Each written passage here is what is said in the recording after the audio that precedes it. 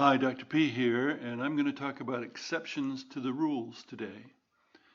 Now, exceptions to the rules are mainly important in tabletop games where people have to learn how to play, read the rules. In video games, video game software simply enforces whatever the exceptions are, and in that case, the players have to learn what the exceptions are in order to play efficiently, but they can't play wrong because the game won't let them play wrong. Now, why are exceptions to the rules important? They're important because the simpler the game, usually the fewer exceptions there are to the rules. There are a few rules without many exceptions, and that is likely to reach a wider market than a game where there are a lot of exceptions. So what reasons are there for having exceptions to the rules? A major reason is to fix problems. Now, the proper way to fix problems is to rearrange the rules, but a simpler way to fix a problem is to add rules, which is to say exceptions to the rules. So, if a game is well designed, there won't be exceptions that fix problems. There may be exceptions for other reasons, but there won't be exceptions to fix problems. Another reason for an exception is because the designer likes it. Now, designers have to avoid being self-indulgent, and one self-indulgence is to put things into the game because you like them. Nonetheless, if you're a designer, there may be things that you like, and if you can get them into the game without hurting the game, then you're going to do it.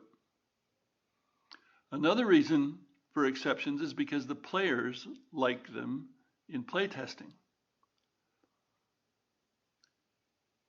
Now, if your playtesting is good, and that's what the playtesters tell you, then it's probably worth putting into the game.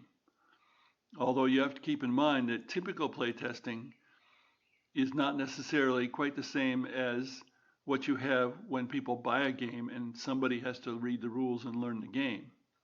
In most playtesting, the designer teaches people how to play the game, just like a lot of other games when they're bought, one person teaches everybody else. So, just because the playtesters like it, the designer is still responsible for trying to keep the game simple and avoid exceptions. Now, the last reason for exceptions that I'm going to talk about is to make a better model of something.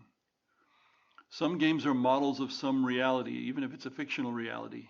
Like a game about John Carter of Mars, Barsoom, could nonetheless be a model of that situation and require exceptions to cover certain rules, cover certain situations.